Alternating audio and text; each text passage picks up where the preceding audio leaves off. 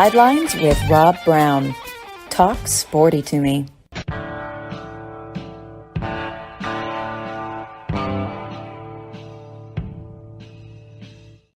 Hi, Rob Browne here with you on this Wednesday midweek edition of Sidelines. Got a lot to talk about today. Going to have Lonny, Demaree on from the Kentucky Sports Report here in just a few minutes. Also, Auburn baseball coach Butch Thompson checks in midweek, usually on Saturdays, talking about the grind, the grueling grind that is SEC baseball. But that's what you sign up for, man.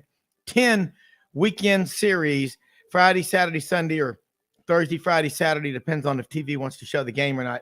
But I always love to get his insight and his take on what is going on in college baseball, which is really growing in popularity. I think it's because, you know, I tell you, the more you look at what's going on with college football and basketball, the coaches, they don't have time to do anything except text and recruit. I mean, I understand working hard in a business, but my goodness, you get paid a lot of money, but I think we're going to have a burnout if we're not careful with this. I saw it last night firsthand. But hour number 2, Ben Troupe checks in with us, ESPN Coastal over in Savannah. Looking forward to that. The great Gator All-American and 5-year NFL veteran at the ripe old age of about 40. He's really a young guy. Love getting his insight. Always upbeat, positive, but brilliant insight from him. And we're going to try Rodney Orr. Will be on in the 4th segment, Tider Insider. $48 a year, folks. Be a subscriber to Tider Insider and become an insider of the Tide. Lots to talk about. 6 days a week we're on here with you. Sidelines, about 50 hours a month of content. Over 300 shows we did last year.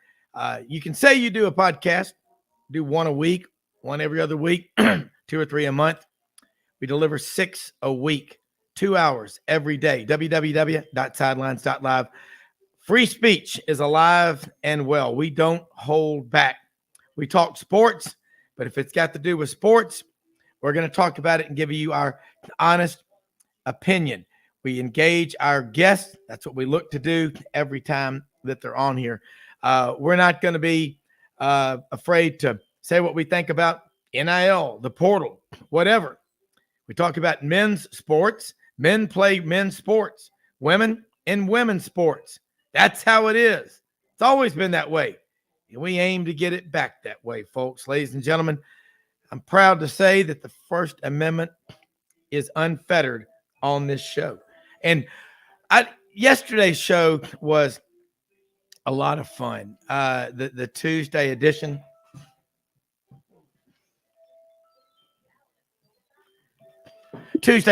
That we had talking with Tony Barnhart, Mr. College Football, about what is going on in college athletics.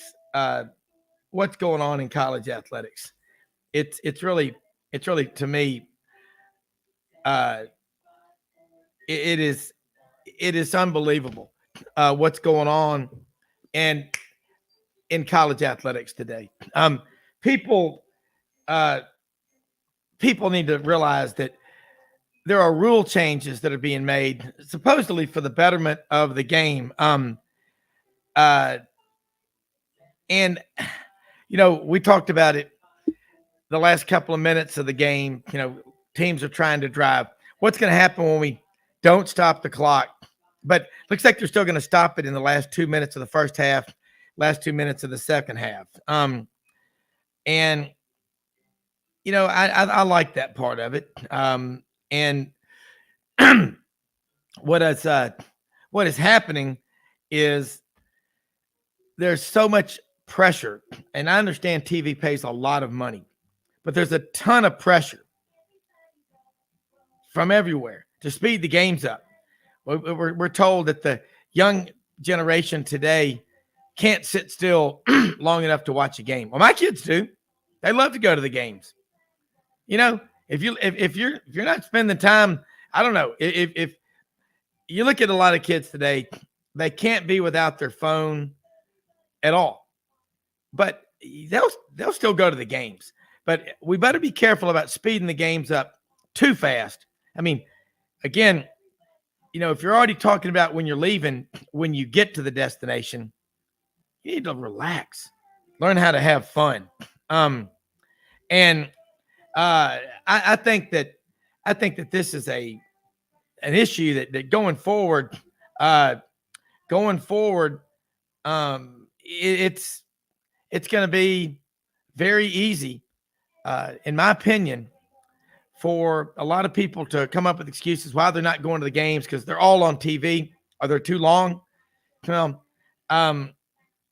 It's very simple. You're going to the game to have fun, to be entertained. So we'll talk about that. And I think that when I look around at what is happening in the college athletics world,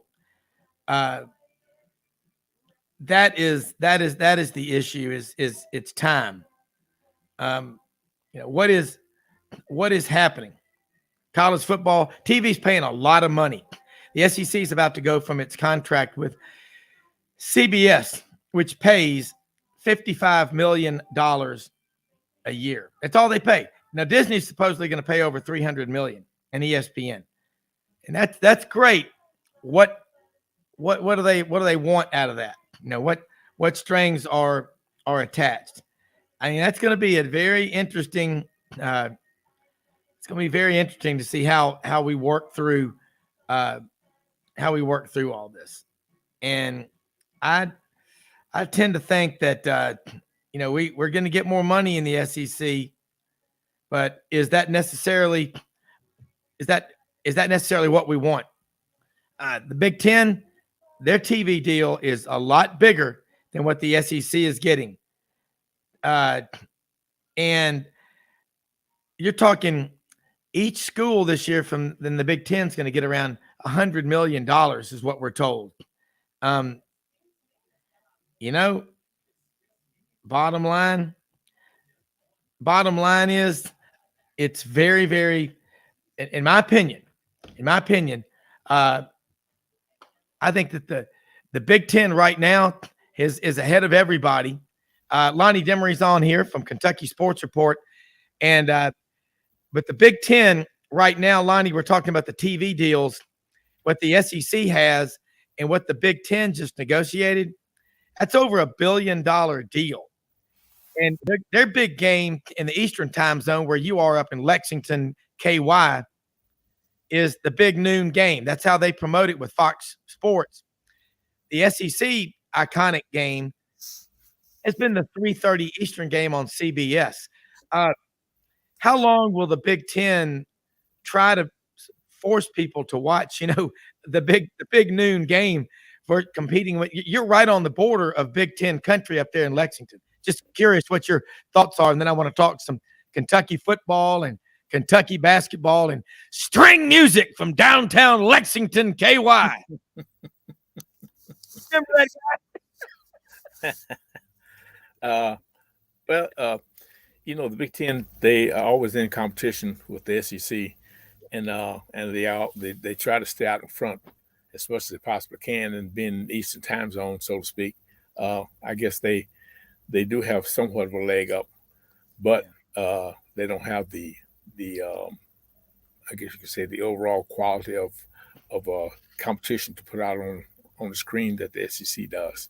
Because it's always at most any time you look at the top 25 rankings, SEC is going to have 6 or 7 teams in there at the very least in the top 25.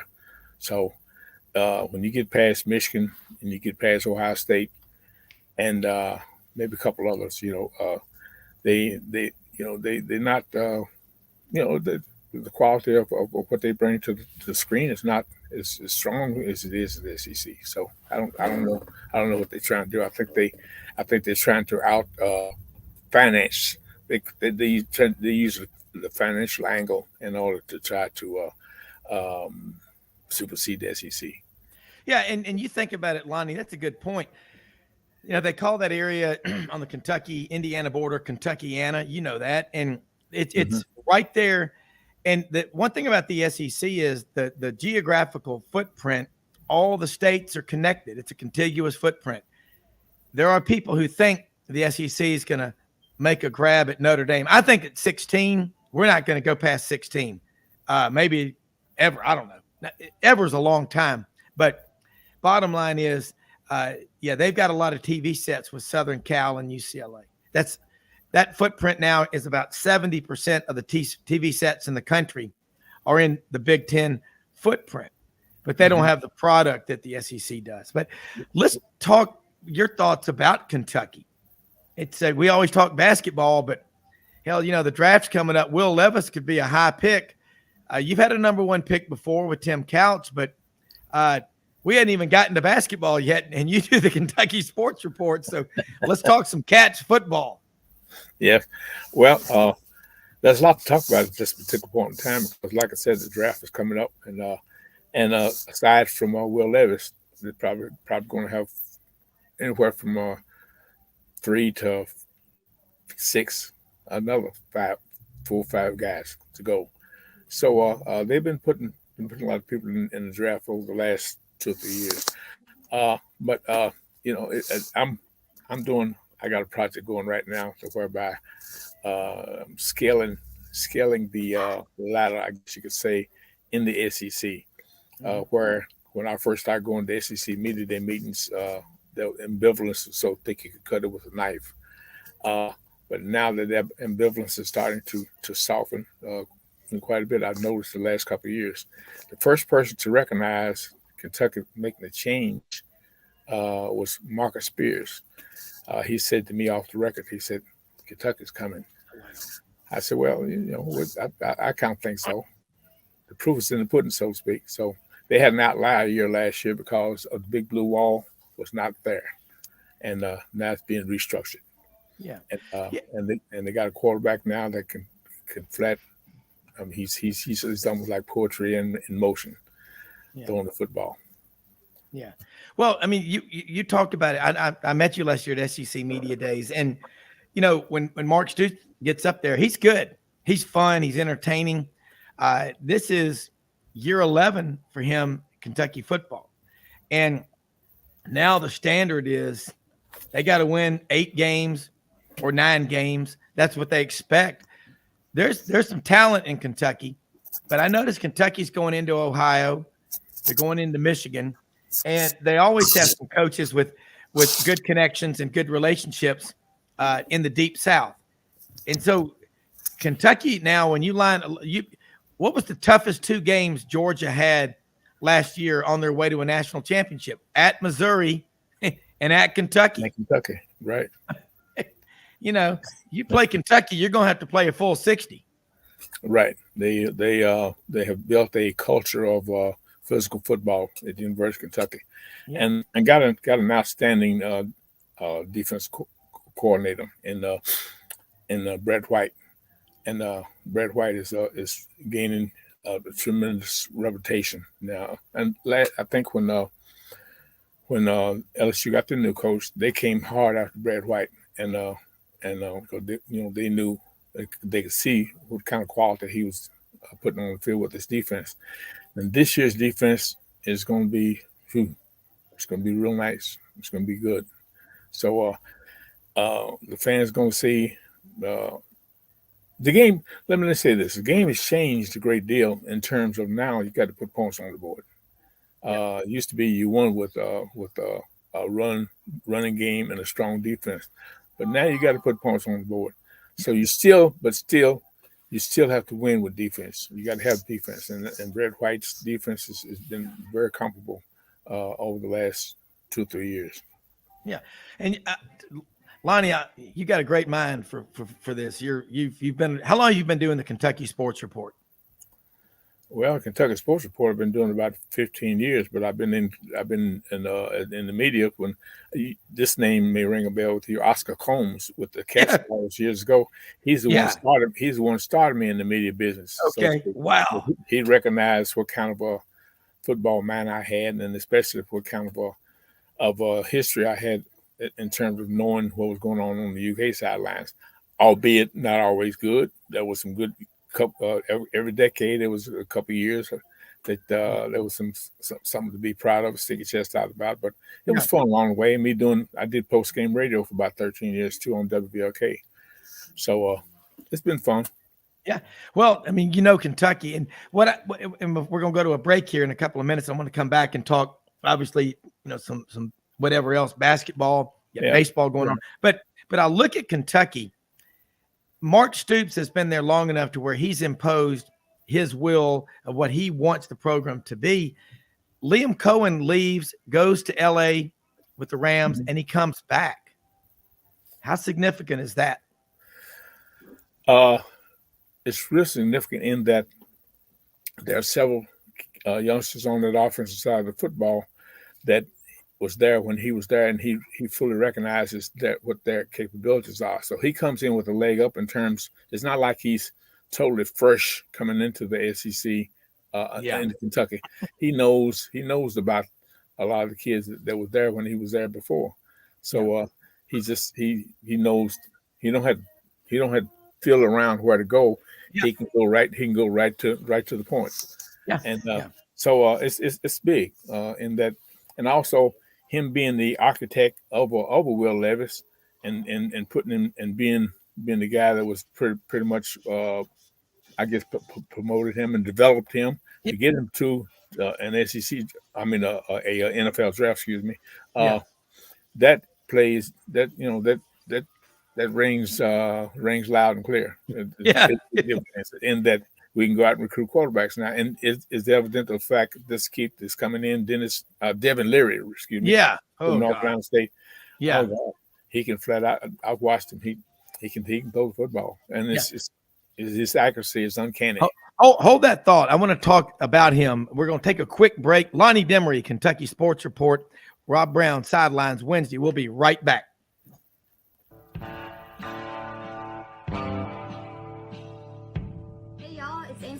And Dunn, just coming to let you know about our new collection of boots. It's going to be our dress boots. They're the Horsepower collection, and they're genuine exotic leathers and really comfortable. Comes in all different sizes and patterns, so come check them out.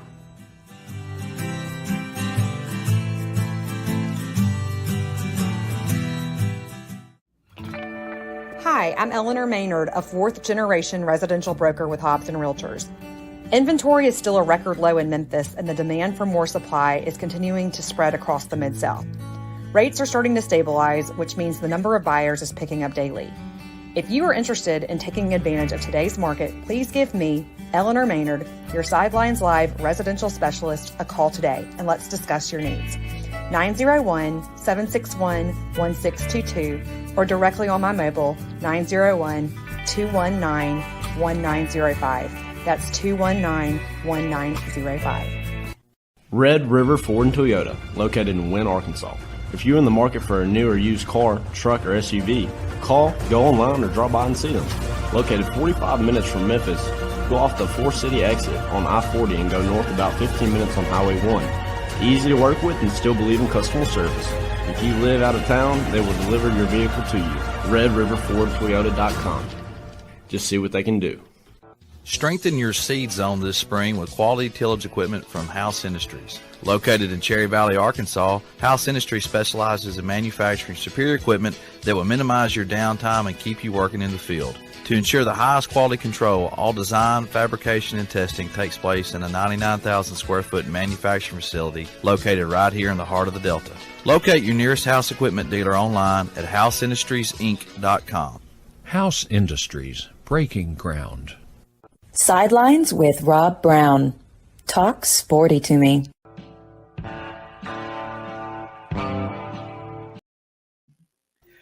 Lonny Demaree with us here on the Kentucky Sports Report. Rob Browne, Sidelines on Wednesday. Lonny, let's keep talking before the break about Devin Leary coming up from NC State to Kentucky. That's saying now you lose a guy like Will Levis, you immediately go get another highly qualified quarterback. That's a great position to be in, isn't it? Yeah, that's big. Yeah, it is. He was the top quarterback in the portal this year. Leary was. Yeah. And when he got here, I watched him very closely, and he deserves all the accolades he's got. People thought perhaps his pectoral problem that he had last year was going to be a setback, but initially they thought he would come to spring practice and throw some would be somewhat limited, but he was all guns ahead, so to speak, and so he can. He's going with the receivers UK has, and UK has that's another area where they have really upgraded. I can't remember a time when they had the number of receivers they have now. That several of them can take the top off, count receivers, and so Larry's going to have fun with them. They're going to have fun with Larry. Obviously keeping him upright is it's a situation with any program. You got to keep your quarterback on his feet. Yeah. And I think the Big Blue Wall is being built, and has, with the last commitment that they got, this kid from Cortland from USC. Yeah.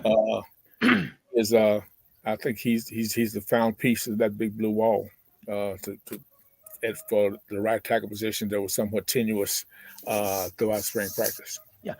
Lonny, you talk about the Big Blue Wall and offensive line. If you can't run the ball in the SEC, I know we like to throw it around a lot in college football today. Still got to be able to line up on 4th and 1 and get those yards, and the big guys up front. And we had Tony Barnhart, Mr. College Football, was on with us yesterday in the first segment, talked about the SEC compared to other leagues. The SEC is really a league of depth. How deep is that Big Blue Wall? They'll have about no less than 8-man rotation, and perhaps even 9. They'll have their rotation is going to be pretty deep. Yeah, and that's Kentucky, the games that they lose that they're not getting. I mean, you're going to have to play, like I said, you're going to have to play a full 60. And you know Absolutely. What? The mistake people make, I think, is here it is Wednesday, April 26th. They're looking at your schedule. It doesn't even start until early September. And they're going, well, this is going to be an easy game. This is going to be a tough game. Hell, you don't know. Week to week, everything changes, doesn't it? You really don't. Look at the national champions. Look at that schedule. Yeah. That schedule is about as soft as I've seen in quite some time. But like I said, that's on paper. You don't know from week to week what's going to happen. Yeah. So you got to line it up. You got to line up and play every year. I mean, every year, every day, every month, every whatever. When you playing, you got to play. You can't just roll your helmet out on the field and say, "We're going to win." Yeah, it is. And look, I mean, your knowledge of Kentucky football is out. I love this. And let's talk a little about basketball. We got a few minutes left in the segment before. I know you got a big day ahead of you, but John Calipari, this is what, year 13 or 14 coming up. It just flies. I mean, I remember the day in Memphis. We were all, we all remember the rumor mill, and then he's gone. And he did great things at Memphis. What is going on at Kentucky with Kentucky basketball as you see it? Because it is the standard of college basketball at 7 or 8 national championships.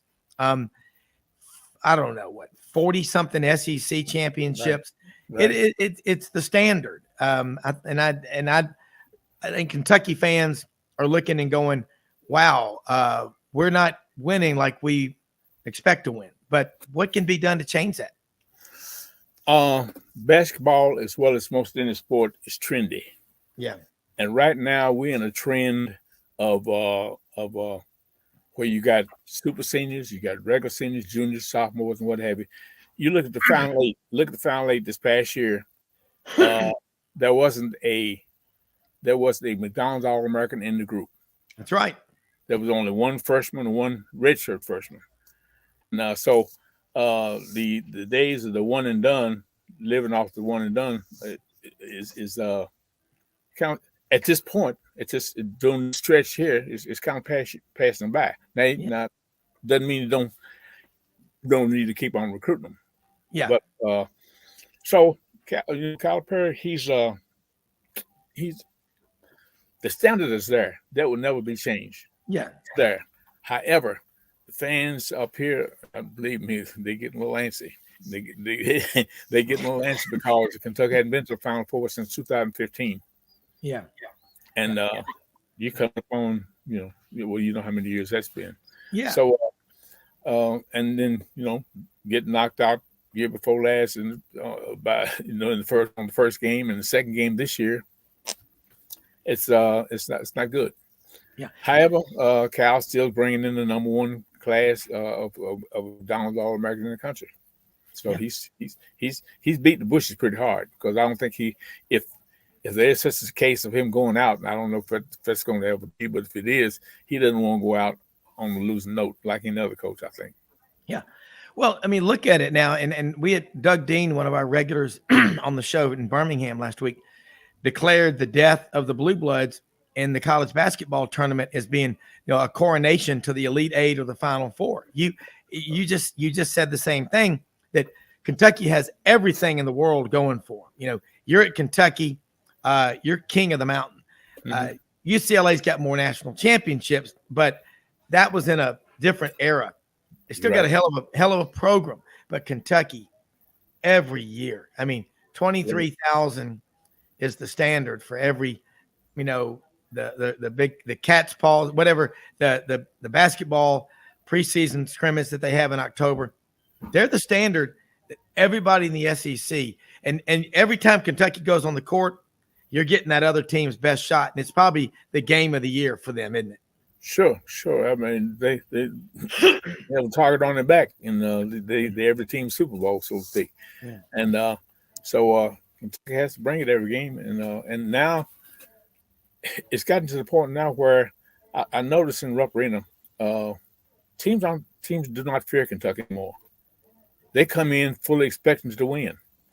And there was a time when they walked on that floor at Rupp Arena, they kind of had ants in the paint, so to speak. Stomach and knots. Trust me. Stomachs and knots. You want to. Yeah, right. Yeah, I agree. And what are they gonna? Are they gonna change that? I mean, they can. Boy, I tell you, John Calipari makes $9 million a year to change it, and it's up to him.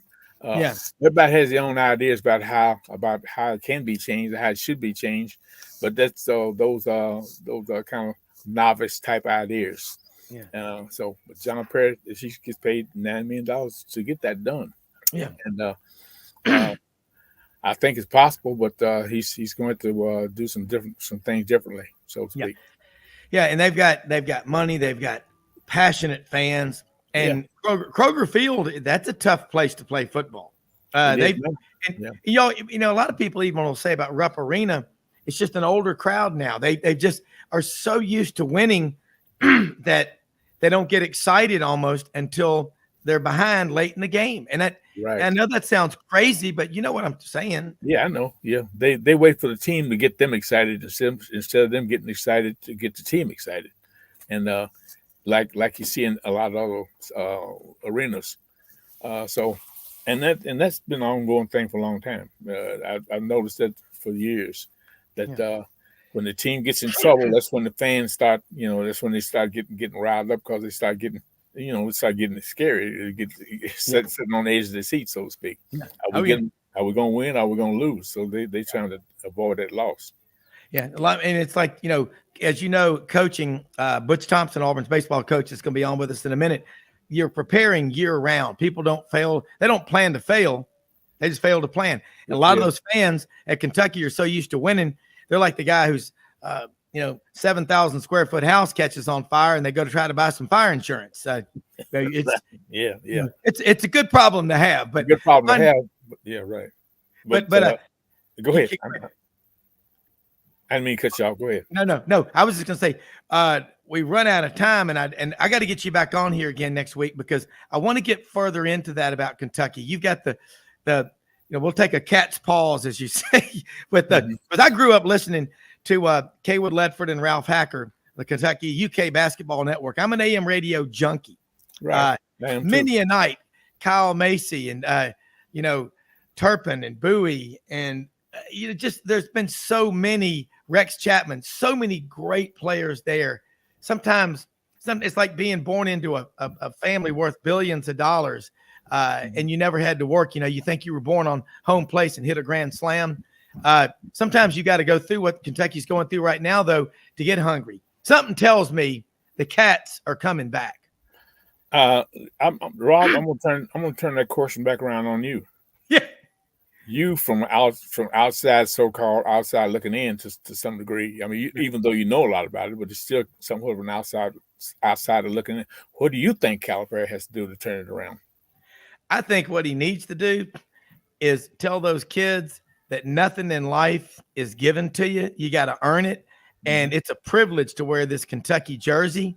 And I know he's got to fight against NIL and all that stuff, but he needs to say all these people that laid this great foundation for over 100 years before you got here, they're looking at you and going, hey, what have you done? You ain't done a damn thing except sign with Kentucky. You got to prove yourself to be worthy in that Hall of Honor. So that's what I think. Do you think he's not made that speech already? Oh, I know he has. I'm just saying, I'm being facetious, but when you play Kentucky, you are playing the ghost of the past. Right. Everybody thinks when it gets to the SEC tournament and it gets to the end of the season, they're going to get hot, but that's what they do. But look, we got to go, but we got to get back on next week. Too. I got some other obligations. I want you back on next week, and we're going to talk more about this but tell people how they can follow you, and we'll do it again. On KentuckySportsReport.com. That's pretty simple. KentuckySportsReport.com, and we will get people following you. And I like this, but yeah, he's told him that he's got to find something. Maybe he makes them miss a meal or two, but we'll see. But have a great one. Thanks so much. Okay, take care. All right, you too. Bye. All right, Coach Butch Thompson is on here with us right now, and Coach, it ain't easy. It isn't easy when you are on with. We're talking about Kentucky with Lonny Demaree, the Kentucky Sports Report. And as a coach, everybody thinks it's so easy to just motivate the kids. And we're in Atlanta right now. We're at the Auburn club in Atlanta last night. They had John Cohen, Hugh Freeze, Bruce Pearl. You had Greg Williams, and you had Coach Kleiner, the golf coach. It was wild. Hugh Freeze was talking about it. And he said, as soon as I leave here, I got to do this. I got to get on there and text all night. And a buddy of mine saw him before the meeting last night.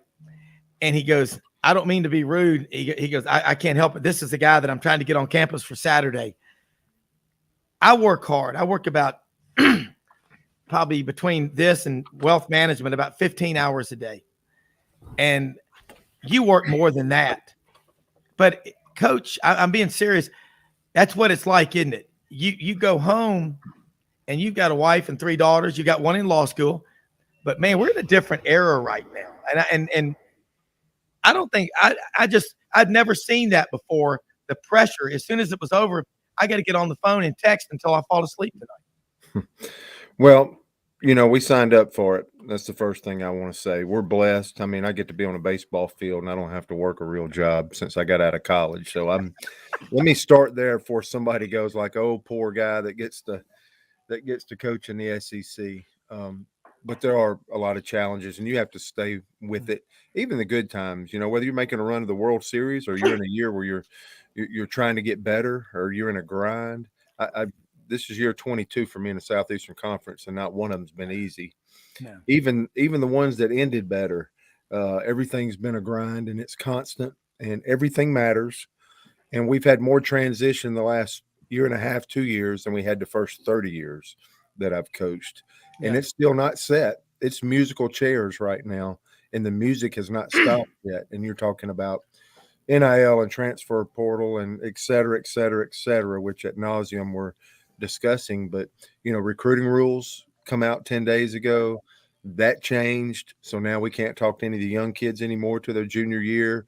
I don't know who this favors right now as we're trying to figure this thing out. Does this favor the people with the most money? Does this favor the crook? Does this favor the lucky? Yeah. Maybe some lucky maneuvers when the rules of the game are changed, especially in seasons and right in the middle of recruiting cycles. It makes it very, very interesting. And we're trying to find our way. Where I said we're taking this 1 year at a time, and when new legislation's constantly changing, now we're taking it like a week and a day at a time. It's a pretty incredible time. Yeah, it is. And I know it's an honor. It is a privilege to be coaching, and you love it. I know that, but I know sometimes like you can't have a pause really. The texting and the social media, it's unbelievable. And you look at a lot of team pictures now. Somebody sent out a picture of Utah's Rose Bowl team last year. There were more support people in the picture than there were football players. And then Coach Kleiner, the golf coach at Auburn last night, says, we get the fewest scholarships of any sport. They only get 4. You get 11.7. It's unbelievable. But real quick question. In Atlanta last night, we're right next to Braves Stadium at my daughter's house, watching the Braves game. What would you have done with a guy like Ozzie Albies? What is he, 5'6", 5'7"? You ever seen a guy that small that can hit like that? Yeah, the Astros have a couple of them. But Bregman played in our league, and Altuve. It's just amazing. Yeah. That's the beauty of baseball, right? The packages can come. I mean, you can be different size and undersized and all the different sizes. Sonny DeShera last year for us. Yes. And he's incredible short swing and aptitude and can hit. It's more about how you can juggle and the skill that you possess. The body type's a little bit different for our sport, but it's impressive to see somebody like that turn it loose with how much life is in their body. I sat beside Tim Hudson here in the office for 3 years. And hold that thought. We're going to take a timeout because I want to hear this because that was his 8th multi-home run game. He's got over 100 home runs already. Been in the league, 5 years? We'll be right back with Butch Thompson.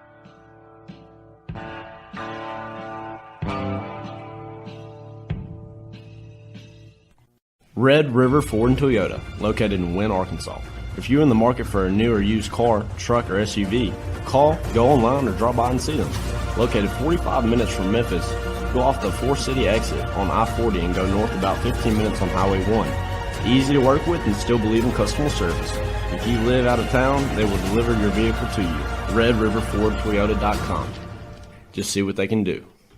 Strengthen your seed zone this spring with quality tillage equipment from House Industries. Located in Cherry Valley, Arkansas, House Industries specializes in manufacturing superior equipment that will minimize your downtime and keep you working in the field. To ensure the highest quality control, all design, fabrication, and testing takes place in a 99,000 square foot manufacturing facility located right here in the heart of the Delta. Locate your nearest House equipment dealer online at houseindustriesinc.com. House Industries, breaking ground. Sidelines with Rob Browne. Talk sporty to me.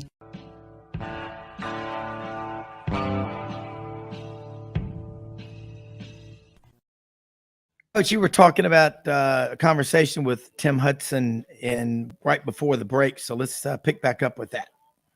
Or the body type don't matter, and athleticism does. So there are springs and coils in some of these smaller players. I mean, there are lightning.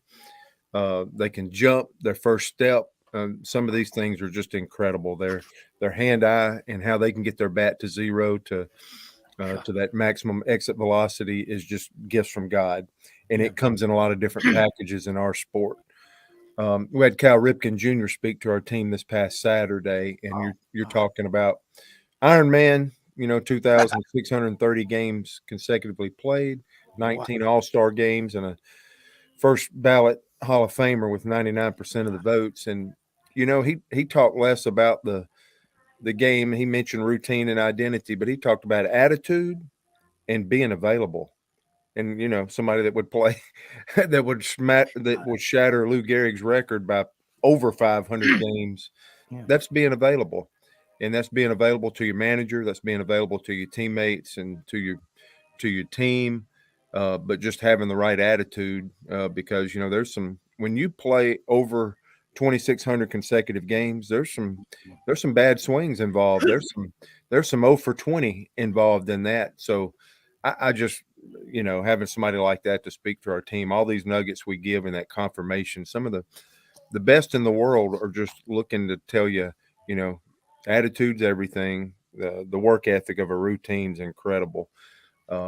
And it's good. These guys want to play in the big leagues, but they really want to get out of bed when they go coast to coast and have to get up the next morning and play every single day. And you get these young stars, and are they going to be – what's incredible is these guys that got the 15 to 20 years. I mean, Yeah. to be able to do it over and over and over. You talk about 100 home runs. Well, the best in the world had gotten 700 plus, and it's just – over time, man, I'm so impressed. But it's so many amazing athletes out there in all sports at all levels now more than ever. It's really incredible. It is, and again, Braves country and the Cardinals nation. That kind of sidelines audience is flanked on either end by those. But I've never seen a professional team marry in to their fan base like what I see Atlanta do. And Billy Roberts, who's on with us a lot, we were at that Auburn club meeting last night in Atlanta, talked about the culture. They don't want clubhouse cancers on the Braves team. They'll get rid of guys. And there have been some guys that have been there. You had Cal Ripken Jr. What a stud. I mean, you talk about just Iron Man. And that's what you and I grew up with thinking of baseball. But I love it. As great an athlete as he is, but you got to be available. You got to take care of yourself. And, these people that always have excuses why they can't get things done, they're habitually making those excuses. I've noticed that. There's no doubt. There's just sometimes, if you're good enough to have enough skill set to be able to play at that highest level, you're pretty much matched athletically. So these little things these nuggets that we hear from the best that played it so long, I had Glavin's son, and of course I'd mentioned Tim Hudson, and a Cal Ripken comes out I've never met before and never been associated with. And you hear these common threads of these guys that did it great for a long time. Mm-hmm. And I mean, it's just that's what I keep wanting this younger team to hear. You really want to play, but are you really willing to work that way? The work hard work thing is absolutely true. And man, if you can't connect with a city, Cal Ripken only played for one team.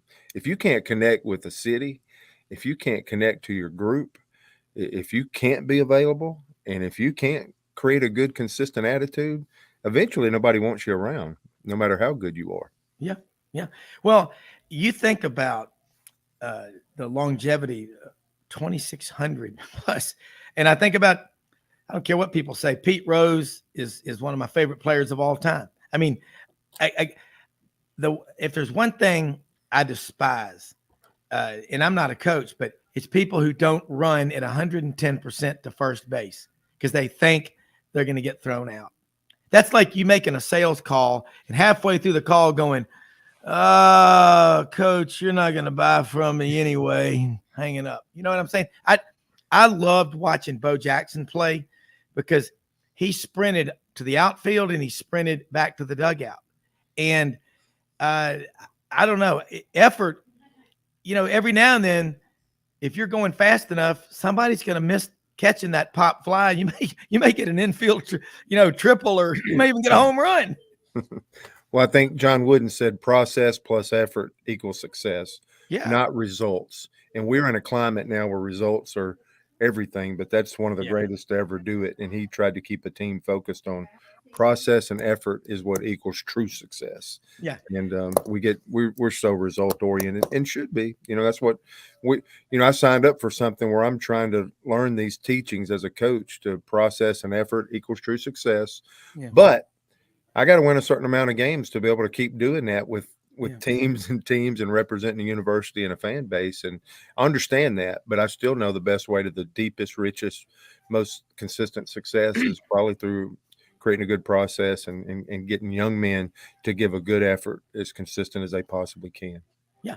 Coach, you got last night lost to Troy 8-7, and Andy Burcham was talking about it last night in the second inning. I think it was 6-5 or 5-4, explosive. But you got that series win, and those were three really, really exciting games to listen to. As a coach, it probably was driving you a little bit crazy. And as a thank you for getting 2 out of 3 against Mississippi State, playing Troy on a Tuesday night, you get to go play at South Carolina. But I love what you said. Maybe the quote of the year. I've read from any coach, man, we get to go play against what could be the number 1, 2, 3 team in the country. This isn't about opportunity. You're not scared. You're not backing down. You got those guys believing when they jump out of that plane, when they get off and their boots are on the ground, they're going up there to win, to play and do whatever they got to take. Your teams, again, you're down 7-0 to Mississippi State Sunday, and you come back and you win. I was listening to that game. I just love baseball on the radio, but you've got that mentality. South Carolina, next up. Yeah, I'm trying to lead, right? So we we have a pitching staff that's had some injuries like everybody else. So that'd be an excuse, and let's don't use that. And then now you got a group of young guys that have to step up and play. And so some of our freshmen, we're going through, everybody wants to harvest, and just losing those 5 guys in the top 12 rounds and them all being juniors with another year, we just kind of got caught. So we lose some guys, and then, your headliner is, thrown 5 innings the entire year, and now you got some freshmen that are still trying to find their way. We've continued to play great defense, and offensively we have enough to be competitive. These last 4 games you mentioned over the weekend and last night, it was 4 one-run games. So it's kind of tough on the mound for us. We're really giving up some runs and stuff, but we're staying in the fight. And if this team has any possibility of getting a postseason, then we are thankful. The next 2 weekends, we're going to play number 2 and then number 1. RPI ramifications, the opportunity, you have to see it as an opportunity. Yeah. That is the only way to view this. And I use the reference of you get to ride the meanest, rankest bull. Yep. And the ones that jump the highest and turn the most, but it's the ones that allow you to score the most out of respect, build a resume. These are the 2 teams in the country that can do the most for our resume and opportunity for postseason. If we just go out here the next 2 weeks and draw an average bull and he don't buck and jump and he don't turn, we can't score. So I'm trying to get a group to understand what an opportunity this is. They just swept Florida at home. They're having an amazing year, but these 2 teams that I'm talking about, 1 and 2, we beat them 5 out of 6 last year. So this is my job to build a narrative, as crazy as it may sound, to get a team ready to play in the SEC. That's what you're supposed to be doing. And remember Corvallis, how big a deal that was. I don't think Oregon State had ever lost at home in a super regional. Ever. No, that was our seventh one, and I'm glad I didn't know that going in. I'm glad I didn't figure that out till after the fact. Well, if you remember correctly, Coach, you and I were talking about all the great movies that have been filmed out there in Corvallis, Eugene. One Flew Over the Cuckoo's Nest, Friday the 13th, and one of those other Chucky or one of those other horror movies. But it rains a lot out there. It's tough, but that was one of the coolest things to see, y'all, because Oregon State's got 3 national championships. That's a tradition-rich program, and you're going to get yours. And now you go to South Carolina, and I got to ask you this question because I'm big on analytics and the numbers of your top 3 pitchers. And I know it's not an excuse. You go with that's why you have a 4th, 5th, 6th, 7th, and 8th guy. Of your top 3 pitchers, how many combined total innings have they pitched in SEC ball this year? I'm just asking. About 4 1/3. And, some of the outings have been shorter. It's been better the last couple of weeks, and that's how we won a series against Mississippi State. We got 2 good starts. And, again, that offense and the team hadn't given up. So you could be down 7-0. And, we wound up losing the game we did lose against Mississippi State. We were down 10-3 in the 9th or 11-3 and scored 7, so the guys are fighting. We need a little growth, and we need some things happening in the same spot. And we didn't win a 2-1 ball game the first night. So yeah, I miss those SEC Friday nights. That's how they used to be. There's seems to be a ton of offense this year. And we are seeing around the country, we're just caught with a younger group of pitchers, but we're seeing pitchers having more trouble with the strike zone. You're even seeing the clock, and in our level, the umpires are being graded for the first time at a high rate. So we feel like the strike zone is noticeably smaller. And I think there's been we're going through some adjustment stuff, just like I talked about all these other things.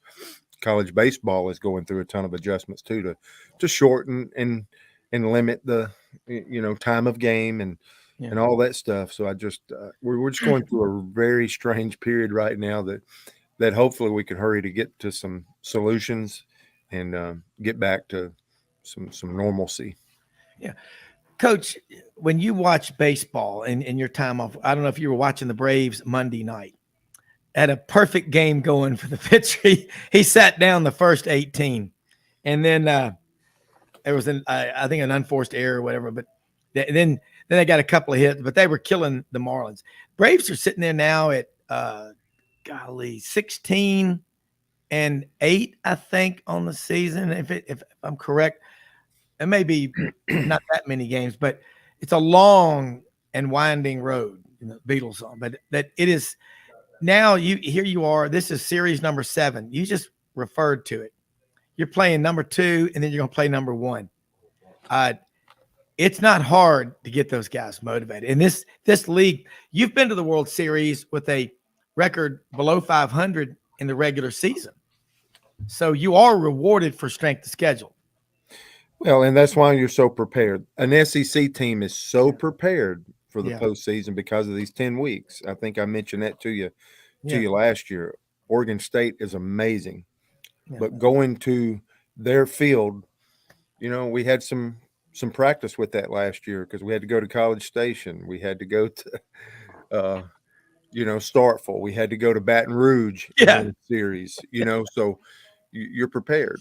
If we can win some ball games here late, if you could get to 13 wins or 14 wins, we were over 500 last year, but if you and hosted a regional, but if you can just get to 13 or 14 this year, that's why we're still in the fight. Yeah. Going to Carolina, playing LSU, those are probably the 2 best offenses in America. We're going to play the last 2 weeks. Yeah. We will not see a better offense if you got a chance to keep playing. That's why I think the SEC teams have a current advantage in the landscape of college baseball. Yeah. Last year, our 10th team, we believe the last team taken out of the SEC when we got 10 bids last year was Ole Miss. Yes. That was your eventual national champion. And I think that speaks volumes. Yeah, it does. Coach, we got just a few minutes, and I know you got a big day ahead of you, about 3 more minutes. Tell us what people, and a lot of people that I talked to, a ton, are looking at with NIL and going, and I'm not going to be surprised if we don't start seeing some college baseball games, more of them being played, a challenge to see if we can get 25 or 30,000 at a regular season college baseball game. NIL can play a big role, but can it overcome 11.7 scholarships and make it to where all 35 guys have everything taken care of? I mean, is that an ultimate? I don't know if you can talk about it or not, but that's something to ask. Yeah, I mean, and we don't have a good feel of what everybody else is doing. You kind of know what you get a feel, and you can't be too connected to it with your own. But I think that's the march, because the NIL, when you think of it in baseball, I can't think of it like it may be in basketball and football. We're not trying to pay above and on top of a full scholarship. Yeah. We're not trying to, we're trying to get guys their school paid for, because we're an equivalency sport. So our NIL is different. Ours is helping to help take care of a gap, because nobody's on a full scholarship. So there's some genuineness, I think, to what we're still doing. And we talked about it may not be sustainable with the NIL. So we know that's going to be in transition. And maybe these NIL collectives are going to start coming in-house to athletic departments. We've already seen that at a school in our league, and maybe a couple more. And maybe when you get to the fall, there's going to be even more. So like I said, it is in a flux right now. And since the scholarship things hadn't happened in the 20 plus years that we've talked about it on the radio and petitioned and talked and just kept on, we've stopped. Yeah. And we're saying, okay, that's never going to happen. Let's get back on this charge. Can NIL fill those gaps for us? It seems more likely that you can use NIL in a good spirit, especially in our sport when it's not full scholarships, to help our guys at least get to full cost of attendance taken care of. And that's a goal. And I do know that every one of our players are receiving something. and it's not just the best player and down to the worst player. They're getting something, so it's enhanced where our roster's getting more than it's ever gotten before. But there's probably still some work to be done. Yeah, I got it. Yellowwood bats. That could be a big thing when they get in the bat business. Okay, but anyway, Coach, always love having you on. You are the eternal optimist. You exude confidence. That's a gift that you have. And your mom is there with you during baseball season, isn't she? She's in and out. She's still at home. You know, we had those tornadoes back home. We hadn't seen her in a while. She's staying a little closer to home, but well, I'm gonna be a granddad hopefully in the next 48 hours. I'm really awesome about that. Grandchild on the way in the next 48 hours. We're up here with the 4-month-old right now in Atlanta. Came for the baptism Sunday. It is a lot of fun. I can't wait to take him to the zoo. Gonna be, Coach, tell people real quick how they can follow you and we'll let you go. Yeah, always good to be with you. Butch Thompson at auburn.edu. Pretty easy. All right, and congratulations, man. We'll talk to you soon. Thank you. See you, Rob. All right, we'll take a quick break and we're going to be right back. Ben Troupe, Gator All-American, ESPN coach.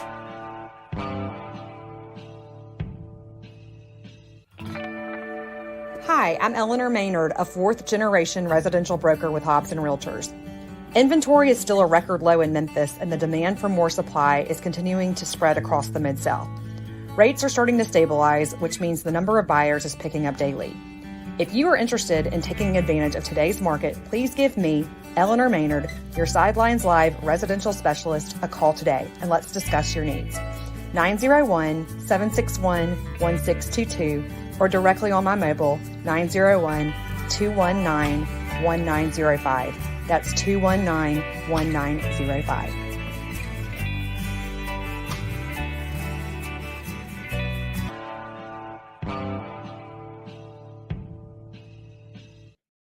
All right, listen, man, if you are moving to Memphis or in Memphis and you need to sell your home, you need to call Eleanor Maynard at Hobson Realty as the official realtor of Sidelines. Great. She is top 5% in the Memphis market in 2022 out of over 4,600 realtors. If you ain't waking up every morning wanting to be the best in everything you do, I recommend that you go back to sleep, have a better dream, and wake up and think about being the best. That is Eleanor Maynard, Hobson Realty. Damn proud to have her as the official realtor of Sidelines. Also proud that we just had Auburn baseball coach Butch Thompson, who exudes confidence. Here's another guy that exudes confidence, uncommon, unfinished, native of Swainsboro, Georgia, played at Florida, played in the NFL, and always love having Ben Troupe on here. I was introduced to him from Buddy Martin and Franz Beard, GatorBetMedia.com. And, man, I tell you what, we're over in Atlanta right now, got to head back to Memphis here visiting the granddaughter for the baptism on this past Sunday. And Coach Thompson said he's got a granddaughter on the way in the next grandchild on the way in the next 48 hours. So he's excited. And plus the pressure of going to Columbia for the Friday, Saturday, Sunday series. He goes, we get to play the number 2 ranked team in the country, South Carolina, who swept the Gators last weekend, which is very hard to do. And then that's an opportunity for us to win against a great program. And then the next week we get to come home to Auburn and play a 3-game home series against the number 1 ranked team in the country, LSU. But Ben, you know about competition. I was talking with a friend of mine yesterday about the NFL, about like, it always resonates what you say on this show. You're one of the most loved guests we have on here. Talk about just the brutal collisions that you have in the NFL. And he said, you know, I think a lot of people, it just hits them. They don't want to play so long that they're in their 50s. They don't know what day it is, and they're having to drink out of a sippy cup. I mean, are we serious about following through helmet protocol?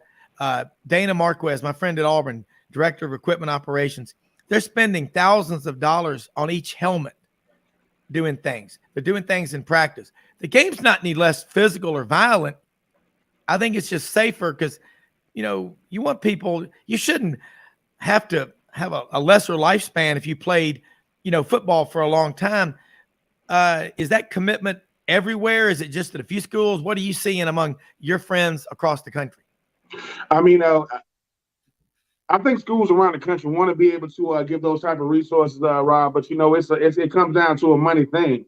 The teams that got disposable income, yeah, they could be at the forefront of these, these innovations technology. I work with a company called Apex Triad. I mean, they're an impact disbursement company that's, they're still in the early stages, but they're trying to talk about that technology of basically what Apex does is, and when a player gets hit, it's kind of like a car. Instead of that one hit taking the blunt of it, it spreads throughout. So it's an impact disbursement.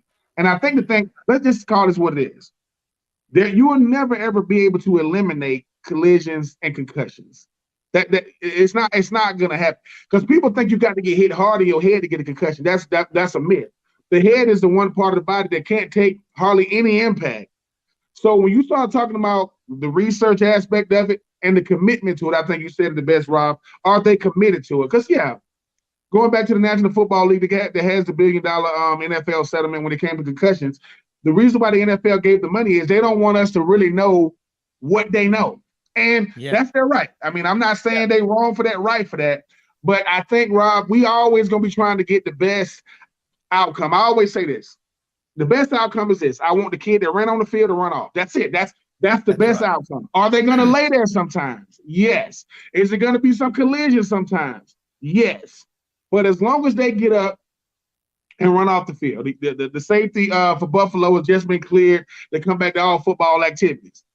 The thing about the game of football is, the only people that's going to make it 20 years now are the quarterbacks, because they get hit once a week.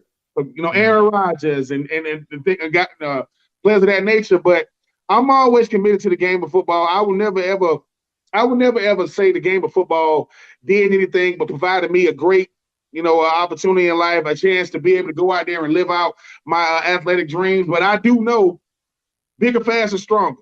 The SEC has led the nation in draft picks. I know we're a day away from the draft every year since like 2007. We go to church on Sunday. We got football on Saturday, and Thursday and Friday. So I do hope that the commitment of the bigger schools that got the most money will actually let it be a trickle down. Because if it works in this school, I might not have the money to pay for the technology, but I can buy the helmet. Once the helmet is certified, because a lot of helmets do get decertified. That's what people don't know.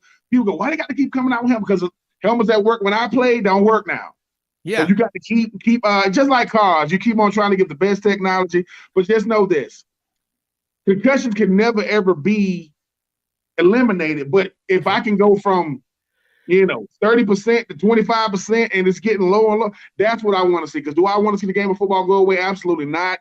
Do I love it? Yes. Do I hate it when I see somebody laying there? Absolutely. But sometimes the guy that's laying there, Rob, has to remind us how dangerous of a sport football is. Because sometimes we get caught up in the long passes, big runs, and touchdowns. But as long as you got schools and businesses that are like Apex Triad that I'm working with that are committed to the safety of these players in the game, I think we're going to be in a step in the right direction. And obviously, you got other companies like Rodney and ASIC, Axis. They do a great job as well. But to those researchers that's doing it, especially up there in the University of North Carolina, I think that's where they do that's where they even work on like professional athletes up there.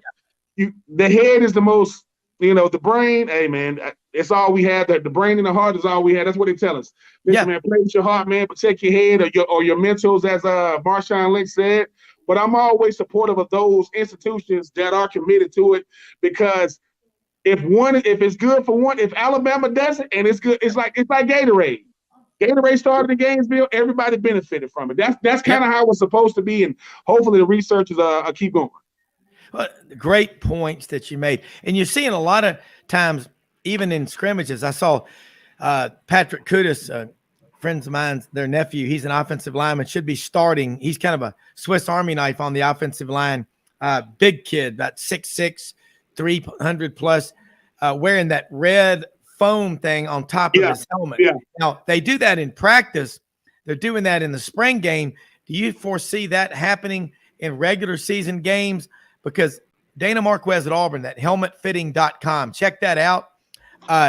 He's been at Auburn 18 years now, and they are doing so much stuff, and then the targeting rules and all that stuff. But is that a possibility we're going to see those? Because you can't see the logos on the helmets.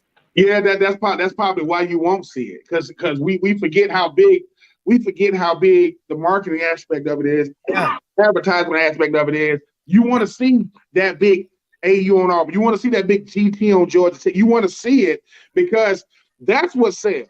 I mean, what sells is, it's identifiers. But I will say, the hardest thing I had to learn when I got to the National Football League is they said, look, man, we pay you to practice. The game is a plus. Everybody wants to do Sunday, right? You got to learn how to protect each other Monday through Saturday. And that's what the trickle down can be. The trickle down has to be in college, you learn how to practice. In high school, you learn how to practice. Because the more we take care of each other, people always ask, well, quarterbacks only get hit once a week. Well, they pay them to stand in the pocket when a 300-pound D tackle is barreling down. That's what they pay them to do. I am about to get annihilated, but that receiver just came open. That's why they make $20 million a year. But I will say, Rob, it's not a perfect science when you talk about football because, like you said, 60-something plays, most of them don't go as planned. But one play didn't go as planned, and it was horrific to watch. That's why if you ask any receiver, tight end, running back, where do you rather get hit? Man, look, hit me. They'll say, I'd rather you hit me in my helmet than hit me below my knees. Why? Because if I can't walk, I can't play. Now, I can be dazed. And that's the thing about football that I think that gets a bad rep is, yes, you play this game long enough, there are consequences. But like my grandfather said, you live long enough, there are consequences. Yeah. So yes, am I speeding up the process because of what I did? Yes, I can, but I wouldn't change it because it gave me some thrills that only it can. And I will say this though. The Calvin Johnsons of the world, the Patrick Willises of the world, the guy, even Tyreek Hill said, I'm gonna play out this contract with Miami. And I'm gonna probably walk away 10 years. Why? Because I've done it. Like at a certain point, I'm just padding my stats. And I do think the 20-year guy, I don't think you're gonna have that in NFL no more. I think you're gonna have guys that want to play a nice good while, make some good money. Because like you said, seeing these former players, you don't want that to be. You hope that's not you, but you want to have the best quality of life once football is over. Yeah, and it's unbelievable. Patrick Willis. Think about it. He's from little town. He was the number 23 player out of the top 25 in Tennessee, Williston, Tennessee, between Memphis and Dyersburg. And he played 8 years in the NFL. He was all pro 7 out of 8 years. And remember that? He walked in one day and said, I'm out. And I know Marcus Woodson, who coached on the staff at Memphis, Auburn, Florida State. He's now one of the defensive coaches at Arkansas. He knows Patrick Willis very well. They played at Ole Miss. Patrick came in when he was leaving, but they're very close friends. You know what he does now? He wasn't even 30 when he retired, but he got involved in startups with the overused phrase startup tech companies in Silicon Valley. He's a very smart guy, and he's probably making a ton of money, but he left like you did on your terms. I mean, you could have played a long time, and that takes balls to do what you did. But then you've got dreams way beyond football. I mean, you were 27. I mean, there are people that are at 27 still in medical school, and they got $400,000 worth of student loans to pay off. I mean, you know what?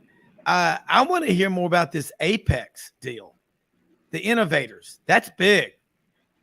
Apex is a company that I learned about 3 or 4 years ago. They reached out to the radio station, Rob, and I wasn't, like most people, I ain't thinking much of it. And, when they told me what it was, at first, like anybody else, I'm like, okay, what is this? And they was like, well, Ben, this is technology. And when they told me impact, they said, listen, we don't specialize in concussion. We specialize in impact disbursement. And when they told me how it is, like basically you hit this side, but the impact transfers throughout the entire head, not just a part of it. And I think right now their technology is like 30% better than anybody out there. They're still a very small company, man. I've been working with them for a little while, still trying to get the helmets to market, but I believe in the technology, but I believe in the people behind the scenes like Kent and Robin and James Tandy and what happened and Eiffel and these guys. And what happens is when you're trying to enter into a space known as the helmet space, you know how it is, Rob. You got the big boys out there. So I let them know, listen, we can't come to the table like we're competition. We got to come to the table like, we're allies, man. We are assets to what you guys are, because it would be like me trying to start up my own football league. I could do it, but I'd rather get a football team of a league that's already going and then go talk to the commissioner and the presidents. But I'm enjoying it. It's still a slow and steady process, but I'm involved because I believe in the technology. I'm looking forward to seeing the Apex the helmet come to life sooner rather than later. But it's a slow and steady process. I told him, look, man, slow and steady might not win the race, but it will get you to the finish line. And that's my approach when it comes to them. But it's been a fun ride thus far. Some bumps in the road here and there, but we gotta we finna have a prototype come here real soon, and I'm just looking forward to the process. Yeah, well, you think about when you and I were growing up, everything we had in terms of innovation and technology and advancements in everyday products came from NASA, the space program. I mean, that was the big deal. They came up with it. I got several texts last night. Another one just came in from one of our listeners down in Fort Lauderdale, breaking South Florida news. You've heard it, I'm sure. And what it's saying is a Chinese-based private equity firm, BPEA EQT, just purchased IMG Academy in Bradenton, Florida, in a 1.25 billion all cash deal. Now, seriously, as Slim Pickens once said famously, what in the wide world of sports is going on here, boys? This is nuts. And I'm telling you straight up, I don't like IMG Academy. I don't like those academies. I don't like guys leaving their team in high school and going to I'm going to say what I think it is, a narcissist training academy. Me. It's very special to be part of your senior season in football, your spring prom. I mean, coming in January, it's not that many people, but it's the idea of it. But, Ben, what's going on here, man? The last time the Chinese got serious about sports in the 2008 Olympics, China had never won a medal in swimming before. And all of a sudden you had all these Chinese women swimmers out there going, yeah, it was pretty good swimming. You know, I felt really good out there. I've been training a long time. Yes, ma'am. You look good out there. Yeah, it was good. I don't, what's going on here, Ben? It's definitely some,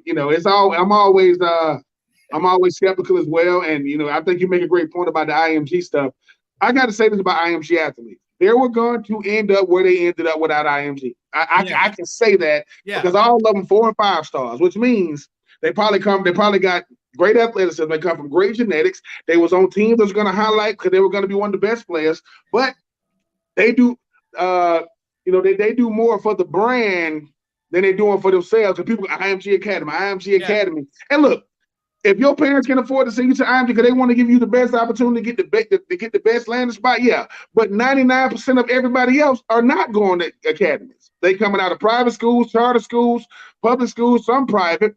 But Bradenton, Florida, the home of Peter Ward, for those who don't know, what people always ask, oh man, is there a more exciting player in college football the last 40 years than Reggie Bush? Peter Ward, who it probably should have won the Heisman. And this is a Florida guy bigging up a Florida State guy right now.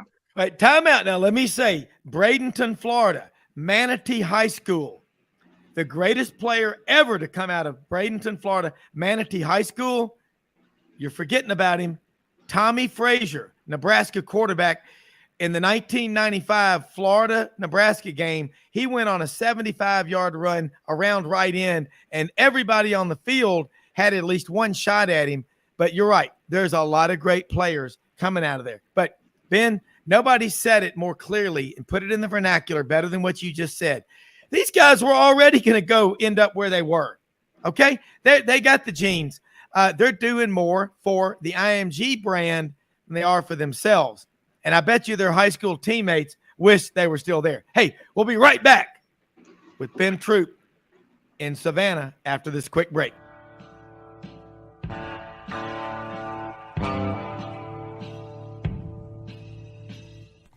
Red River Ford and Toyota, located in Wynne, Arkansas. If you're in the market for a new or used car, truck, or SUV, call, go online, or drop by and see them. Located 45 minutes from Memphis, go off the 4-city exit on I-40 and go north about 15 minutes on Highway 1. Easy to work with and still believe in customer service. If you live out of town, they will deliver your vehicle to you. RedRiverFordToyota.com. Just see what they can do. Strengthen your seed zone this spring with quality tillage equipment from House Industries. Located in Cherry Valley, Arkansas, House Industries specializes in manufacturing superior equipment that will minimize your downtime and keep you working in the field. To ensure the highest quality control, all design, fabrication, and testing takes place in a 99,000 square foot manufacturing facility located right here in the heart of the Delta. Locate your nearest House equipment dealer online at houseindustriesinc.com. House Industries, breaking ground. Sidelines with Rob Browne. Talk sporty to me.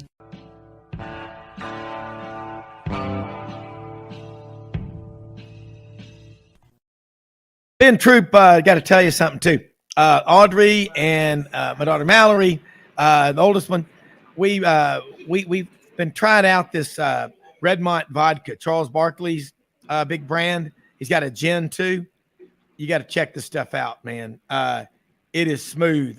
We tried my martini drinkers. Now the ultimate authority, the ultimate taste tester will be my mother, Shirley Polk Browne. She's a vodka hardcore on the rocks drinker. She said, bring me some home. But man, that is some smooth stuff. I could imagine being in a great place like Savannah, sitting out on a deck somewhere with the breeze coming across the bay there. Well, a breeze of hot air blowing on you. It's not like it's 72 degrees, wind out of the north, 5 to 10. It's not San Diego, okay?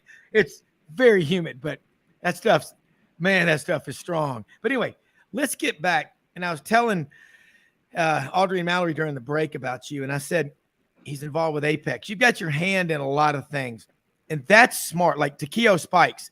You know, Takeo works with guys that have left professional sports like the NFL, where he played 15 years, transitioning into, after football.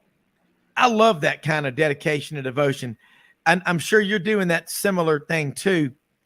You're the one who caught people's attention when you talked about Anthony Richardson. He seems like a good young man. And Buddy Martin and Franz Beard really like him. You've talked to him. I don't know Anthony Richardson. Went to East Side High School in Gainesville. Most people, I think of Buchholz. I think of P.K. Young.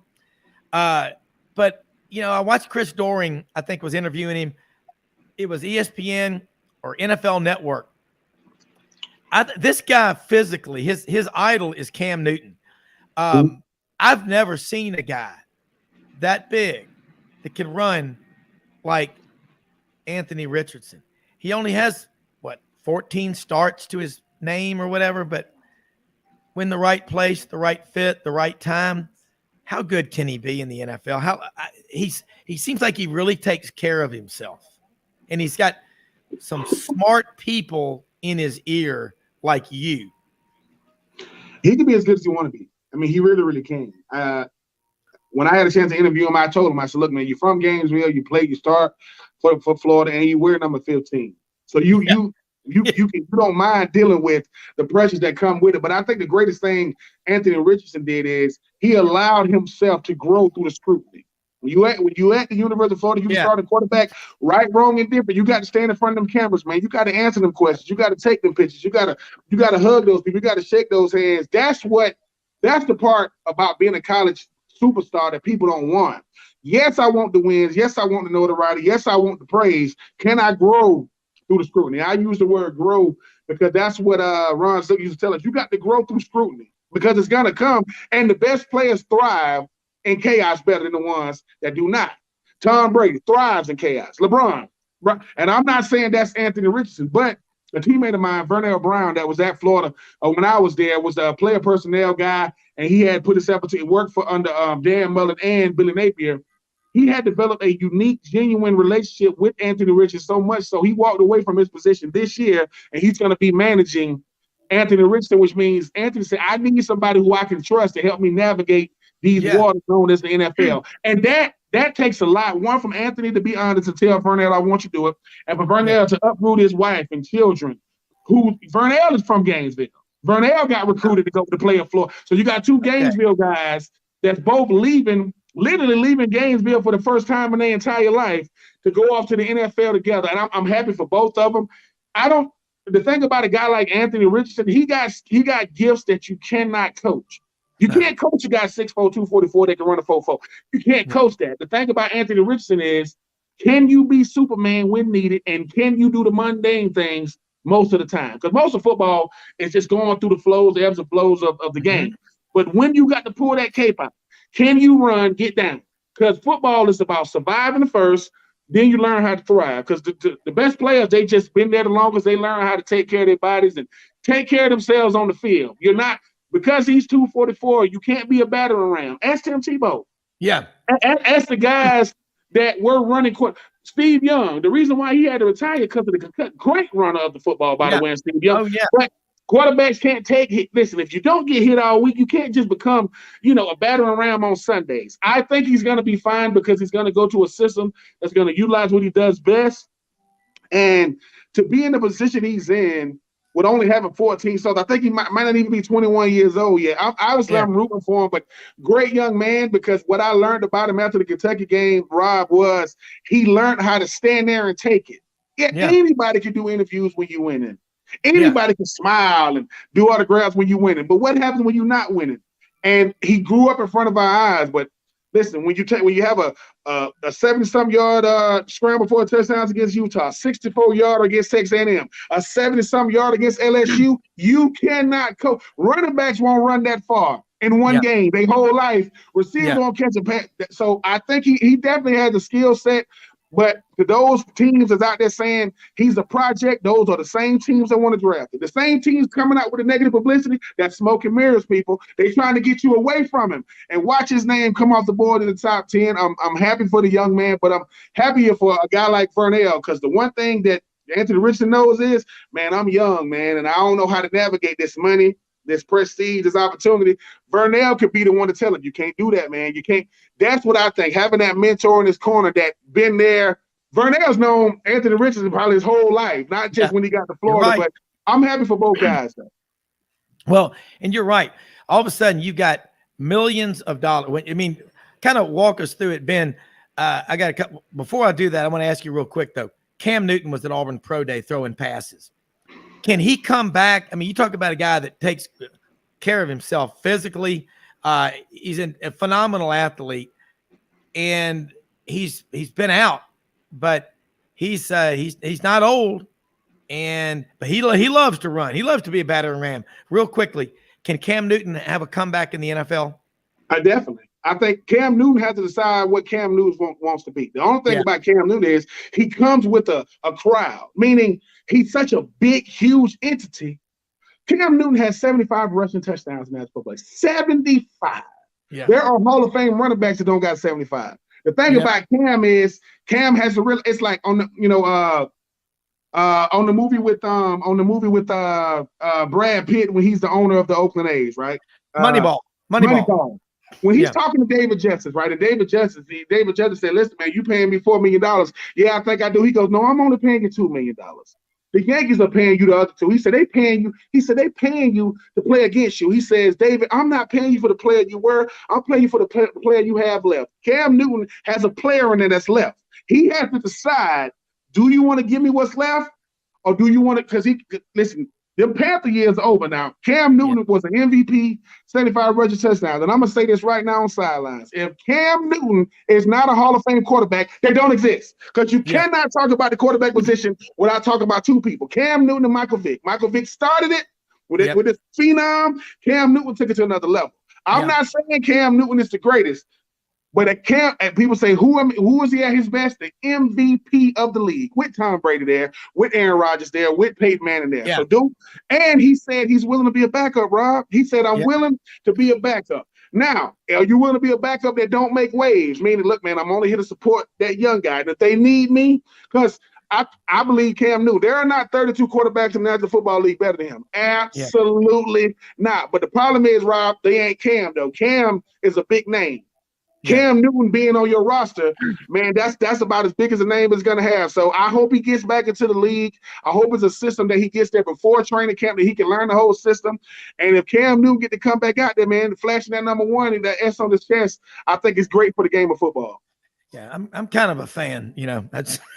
Oh, I love Cam. Listen, I met his dad Cecil. Love Cam. And wish he would have never. Obviously, I wish he would have never left Florida. But listen, what he did, what he people say, what's the greatest single season? Love Joe Burrow on what he did with. But I don't think Cam Newton had one guy off that offense get drafted. That year he won. I don't think no other guy got drafted. 30 rushing touchdowns, 30 of them. He had 50 on the year. He ridiculous. It was the most unbelievable single season I've ever seen. And you're right. There were 23 seniors on that team. And I think Josh Bynes out of Boyd Anderson High School, Lauderdale Lakes, Florida, down there near the muck. You know what the muck is, don't you? I know about them muck boys out there burning that soil, the boys down there chasing them rabbits. Yes, that's Fred Taylor and company down there. Belglade. Belglade, Florida. Let me tell you something. Listen. If somebody put a rabbit on the ground and you chase it and catch it, that speed like I've never seen. I don't want to chase it. I don't want to chase my kids when they was 1 and 2, let alone trying to catch a rabbit. Come on, man, get out of here. Yeah, and I'm sitting there thinking about Eric Rhett out of Pembroke Pines. At Auburn, I remember signed 4 kids out of Dillard High School. They called him Chop Dog. Calvin Jackson out of Dillard High School, Brian Robinson, James Bostic, and Frankie Sanders, who made the catch in '94. But I'll go on past that. But bottom line, I want to ask you this, and you don't have to be too specific, but in what I do on top of this show, next month will be 32 years in wealth management. I work with individuals, my team and I do estate planning, everything involved with their money. What's it like when you're 22 years old? I was still in college when I was 22, and I wasn't in medical school. It took me a while, but what's it like when you get drafted first, second round, something like that? And is it kind of scary? And when does the first money, I don't want to know about amounts, but when does that first money hit your ATM and you go there and you're like, oh my God, what is it? Is it sort of like taking a drink of water from Niagara Falls? It's different. It's different. I will say this, for me, it was different because I was a second round pick, but I was the top drafted rookie in 2004, and we drafted like 14 guys. We had a huge draft class that year. The thing was, when my agent negotiated my contract and Travis the boy out of Hawaii, because I was 40, he was 42. Yeah, it's different. It's different, Rob, because you got to act like it's normal. Like I'm a country boy, man. Listen, $100 is still a bunch of money to me. $1,000 is like, hey, man, we doing it. You start talking about, hundreds of thousands, millions of dollars. You think and it really does hit your account. You just go to the ATM like, and you just looking at it like this. Yeah. but two things. Listen, 2 things you need in the NFL. You need an agent to negotiate it, and you need a financial planner to keep it. You need those 2. Not one. Covenant partners, Miss Mickey and them in Nashville, Tennessee. Love them to this day. Yeah. They said, Ben, it is our job. 2 things they told me. Ben, it's our job to make sure you got money when your career is over. And 2, you don't make enough money for us to steal from you because we represent a billionaire. Meaning, if we were going to steal, we're going to steal from him. And he wouldn't even know it. But I do know that football and a lot of money real quick, it's like people say, man, you hit the lottery. That's what you did. Yeah. The problem is lottery winners end up broke because while it took you your whole life to get here, we want to make sure you stay here. Doesn't mean you're going to live in a gated community. We want to make sure that since you listen, they asked me, who do you live with? I said, I live by myself. When the last time you stayed with your mom? When I was 17. We want to make sure you don't have to move back in.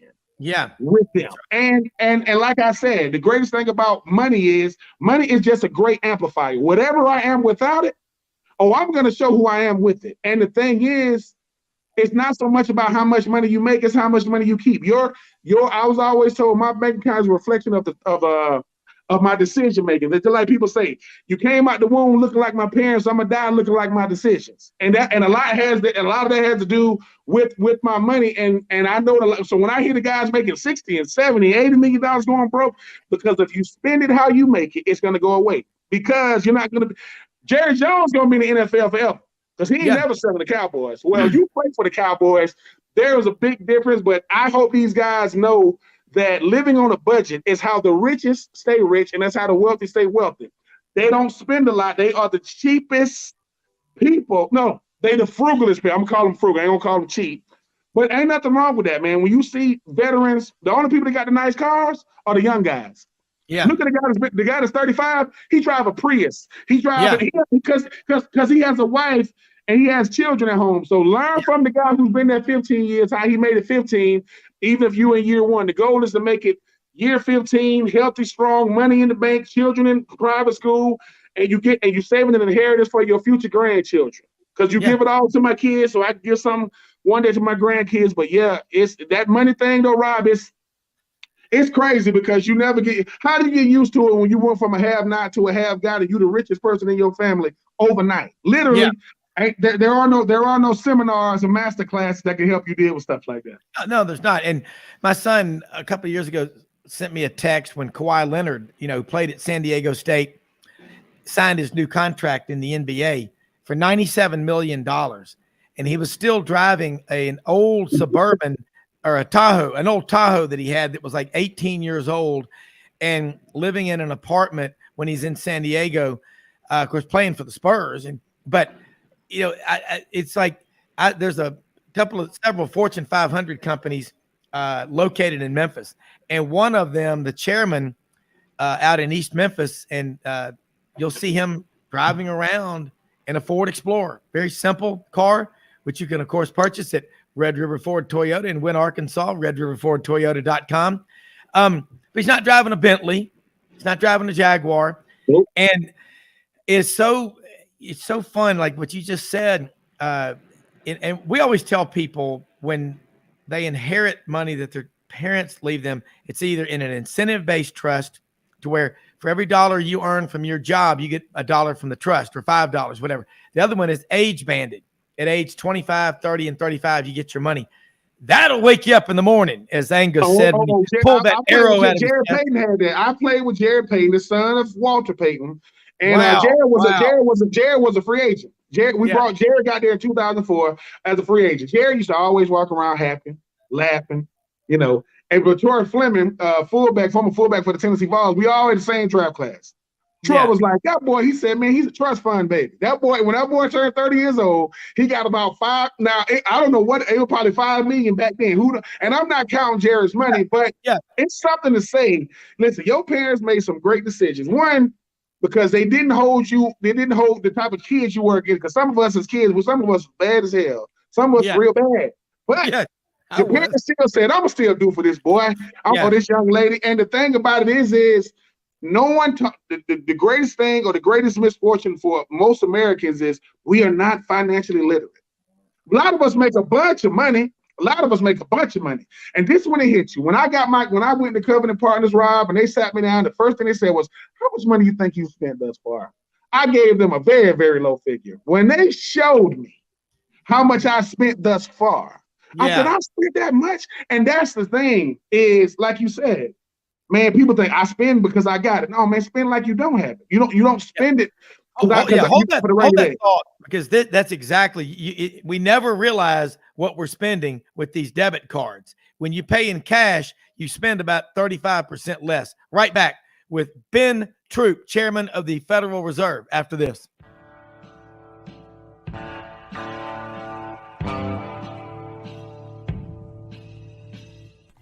Red River Ford and Toyota, located in Wynn, Arkansas. If you're in the market for a new or used car, truck, or SUV, call, go online, or drop by and see them. Located 45 minutes from Memphis, go off the 4-city exit on I-40 and go north about 15 minutes on Highway 1. Easy to work with and still believe in customer service. If you live out of town, they will deliver your vehicle to you. RedRiverFordToyota.com. Just see what they can do. Strengthen your seed zone this spring with quality tillage equipment from House Industries. Located in Cherry Valley, Arkansas, House Industries specializes in manufacturing superior equipment that will minimize your downtime and keep you working in the field. To ensure the highest quality control, all design, fabrication, and testing takes place in a 99,000 square foot manufacturing facility located right here in the heart of the Delta. Locate your nearest House equipment dealer online at houseindustriesinc.com. House Industries, breaking ground. Sidelines with Rob Browne. Talk sporty to me.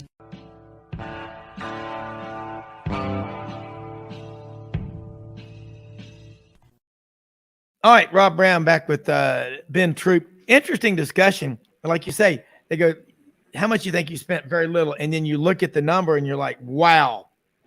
And it's almost like you want to have multiple bank accounts so you can have money put away that you forget that you have. As crazy as that sounds. But yeah, if it's all about the money, you start making some crazy decisions. Ben, we're going to try to have Rodney or Tyler Insider on, and he's having technical issues. Again, we've got a plan for that to be worked out. We tried to. Now we're just going to do something to fix it. But if you can stay on here for this last segment, I wanted you to talk with Rodney about Alabama and all. I want to look at the SEC, and from your position, you do a show in Savannah Monday through Friday. Lots of Georgia talk. I'm sure South Carolina, some Georgia Tech, Clemson, ACC, and whatever. And I'm looking around the league. Georgia, people talk about their schedule. Well, you know what? Looking at it April 26th ain't the same as looking at it during football season. Every week it changes. Talk about that mindset as a player when people try to say, this is an easy game, and then you're going, well, try playing them because I'm wearing that Florida jersey or Georgia or Alabama or whatever. They're all coming after me because I'm like a 16-point, 300-pound buck that I've been chasing for 5 years on my grandfather's farm, and I still ain't got it. I mean, and all of a sudden you get him in the crosshairs of your 270 or your 7 mag or whatever, and you cough and he hears you and he's gone. I mean, it's chasing. You're always chasing. You're going to always be chased. So, there are no easy games, are there? No, there are no. And the thing is, and the reason why that is because the parity in college football has changed. You got guys that's choosing not to go to these certain schools because they looked on the schedule saying, a friend of mine, Lafayette Stewart, man, met Lafayette about a year and a half ago, man. I met him in the central Savannah Riverside area. You got to be from Augusta, Georgia to understand the CSRA. Now he's at UNC Charlotte, the 49ers. You know who they play this year? Florida. Yeah. And that's the thing, right? No longer are the days people say, oh, man, we got this cupcake school. Because you got a player that want to go to these schools. People want to have their own legacies, right? And I know that, look, when you go to a place like Alabama, Auburn, it's already set in stone. Yeah. There's nothing you can do that hasn't been done. Now they want to see it again. There's nothing you can do. If you play quarterback, they're gonna compare you to Cam. You play running back, they're gonna compare you to Bo, or they're gonna compare you to Ronnie Browne, or they're gonna compare you to Cadillac Williams. You play linebacker, they're gonna compare you to Carlos Dansby. There's too many names to name in Alabama. I think what it is now is Alabama and Nick Saban do this. Man, they respect everybody. Because 2022 was supposed to be the year that Bryce Young, they had the number one player on offense and defense return. Yeah. Will Anderson, Bryce Young, but somebody forgot to tell Tennessee that, or Texas A&M, and I think what happens is we forget Alabama lost to a Sun Belt school, so did Tennessee, right? Mm-hmm. So did LSU, So listen, I don't think they were the Sun Belt. So did Florida. Yeah. Right? Jared McKinnon, the guy to me, Jared McKinnon, for those you don't know, in the Super Bowl, he was finna run into the end zone. He's the one that stopped right at the end zone and took a knee. His name is Jared McKinnon. You know I know him? Because his brother's name is Lester Norwell. Lester Norwell went to Florida. So back in 2002, my junior year, me and Lester were taking a picture with Lil Jared. He's sitting there in front of us like this. This boy would come back representing Georgia Southern and beat my Gators, and they only threw the ball less than 4 or 5 times. Literally ran the ball down our throat and said, you're going to like it. So all I know is that I'm tired of this. Oh, they got upset. No, they upset because they got beat. No, anybody can be beat. Anybody can be beat. And I just think that these creme de la creme schools we always shocked when they lose. But Georgia State, a couple of years ago in Atlanta, Georgia, that played the old Braves Stadium. There they played, that's what their stadium is. They went to Tyson Needle Stadium up there in Tennessee, 100,000 fans, and beat them. Yeah. Beat them at home. And the coach after the game said, pay me my money. We finna get on the plane, get out of it. Listen, fly back to Atlanta and go to a real nice restaurant, downtown, and thank these Tennessee fans for the loves and the boos. So there are no cupcake games. And like I said, if you think Kirby Smart is looking past anybody on that schedule, because he's trying to go for the 3-peat. Yeah, and that's why I'm glad to hear you say it, because I look at it the same way. Every one of these games, you're gonna have to play I always say this: if you expect your team to play a full 60, you've got to be prepared to stay the full 60. Can't leave at the end of the third quarter. How's the team going to come back? Think about this. How would you have reacted as a 7-year-old playing basketball and your team was down by 20 points in the fourth quarter and you saw your parents and your friends walking out? You don't do that stuff. But I'll say this too. Every one of these games, all these guys, I just checked. I just got this breaking news. They all have scholarships. Yep. They were all recruited. They were all had great expectations. And I also just found this out, Ben. They work out, they train, and they want to win too. They're not coming there to be a stage prop when they play against you. You know what I'm saying? Yeah, absolutely. And you're right. And like, how'd you like to be a linebacker at Auburn, and on the sidelines, you're over there going, man, this sucks. We suck. And you don't realize it. And Takeo Spikes is there in a blazer on the sidelines next to you, and he looks at you. You've met Spikes. I have too. Yeah. You shake hands with that guy.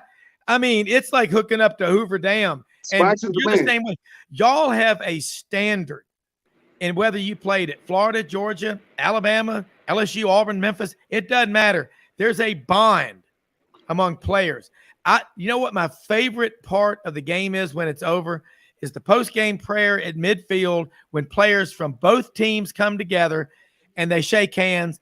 And then the other thing that a lot of people kind of miss out on, all the hugs between the coaches of both sides and the players, because they all recruit against each other. They're all cut from the same cloth. You grew up in a neighborhood. 4 kids in your block played in the SEC. I can tell you this much. I don't know 4 people I grew up with that did that, and I live in a city of 1.2 million people. I mean, that says a lot about your work ethic, the people that you surround yourself with, and you wake up. People say this: why does Jack Nicklaus still play golf? Why does Tiger Woods still play golf? They've got more money than they can ever spend. It's because they have an idea of who they are and what they are. And money aside, I heard it said one time by a very smart woman, if money alone can solve it, it ain't really a problem, Ben. Yeah, true indeed. I mean, and the thing is too, I mean, it's funny that you mentioned that who they are and what they are. When I'm blessed to go speak at places, I tell people that. I say who you are and what you are, if you choose to accept it, it's the same thing. And that's the greatness. If you choose to accept it. Now, the work comes behind it.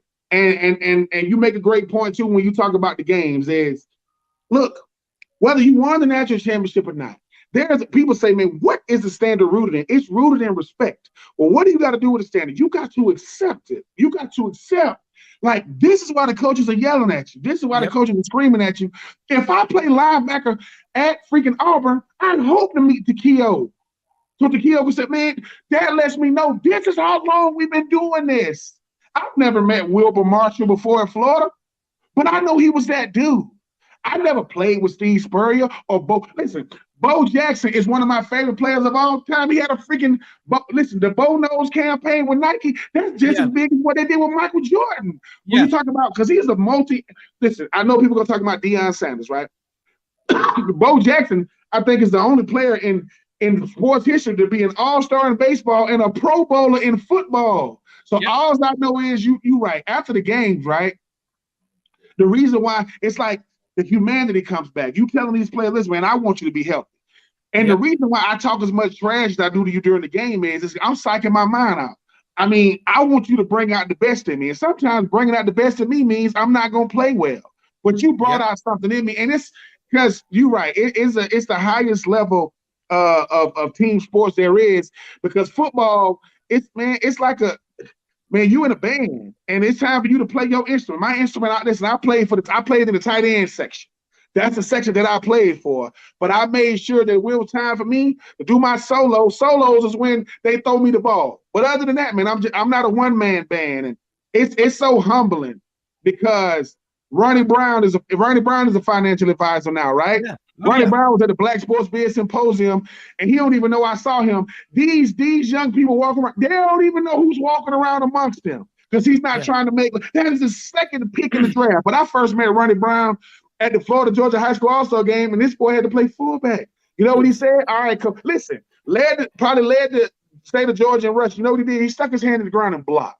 He didn't say a word. So I knew how humble he was back in 2000 when no one knew who he was outside of his city. So I do know, Rob, you are right, man. It gives me a chance to say, man, I'm a part of something that I didn't know how big it was.